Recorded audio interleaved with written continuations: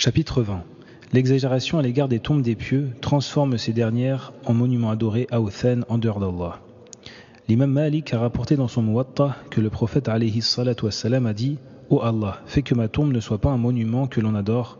La colère d'Allah s'est accrue contre ceux qui ont pris les tombes de leurs prophètes comme lieu de prière. » Ibn Jarir rapporte selon sa propre chaîne de rapporteurs, d'après Sufyan, d'après Mansour, d'après Mujahid, qu'il a dit concernant la parole d'Allah « Afara'aytumul Lat wal Uzza » Avez-vous vu les divinités Lat et Uzza?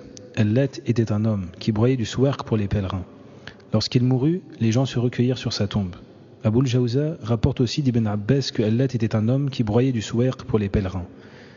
Le souark était un aliment préparé à partir d'orge grillée, broyé, puis mélangé à de la pâte de dattes.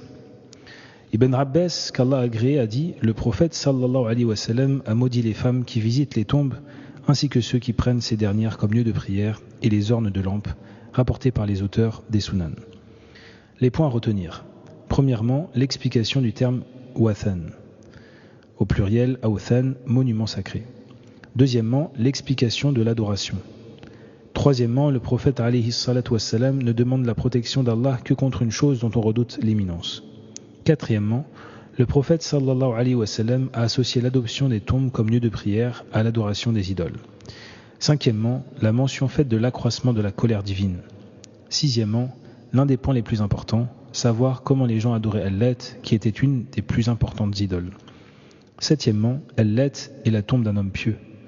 Huitièmement, Al-Lat est le nom de l'occupant de la tombe et le sens de cette dénomination. Neuvièmement, la malédiction des femmes visitant les tombes fréquemment. Dixièmement, la malédiction du prophète sallallahu alayhi wa sallam adressée à ceux qui ornent les tombes de lampes. Commentaire.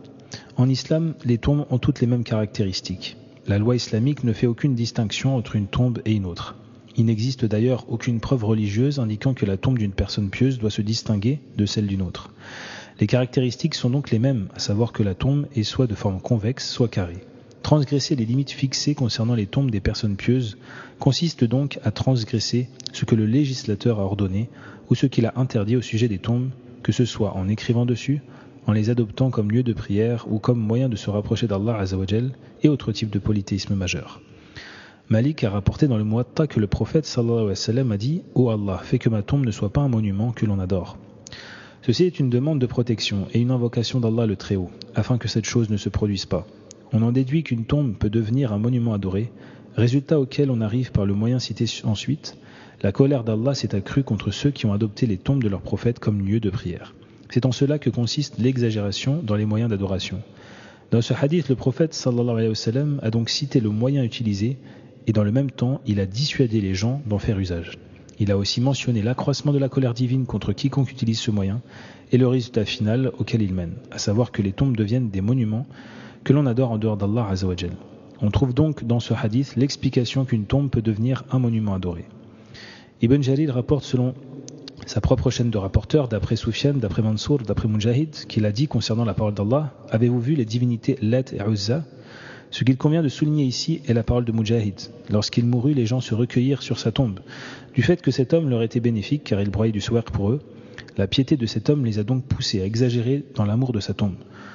Le recueillement signifie rester à côté de la tombe par vénération pour elle, en croyant que cela peut apporter de la bénédiction, une récompense et un bénéfice, et que cela peut repousser les maux.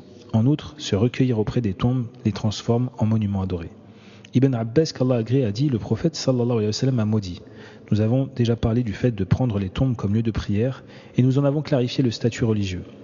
L'interdiction d'orner les tombes avec des lampes trouve sa justification dans le fait qu'il s'agit d'un moyen de vénération de cette tombe et une forme d'exagération. Dans le passé, les gens y déposaient des lampes à huile. Aujourd'hui, de grands faisceaux lumineux y sont placés, indiquant que ce lieu est religieusement visité et fréquenté. Des ornements scintillants et des projecteurs puissants indiquent aux gens que cette tombe est vénérée. Ceux qui agissent de la sorte sont maudits. De la bouche même du prophète alayhi salatu wassalam, il n'est donc pas permis de placer des lampes sur les tombes.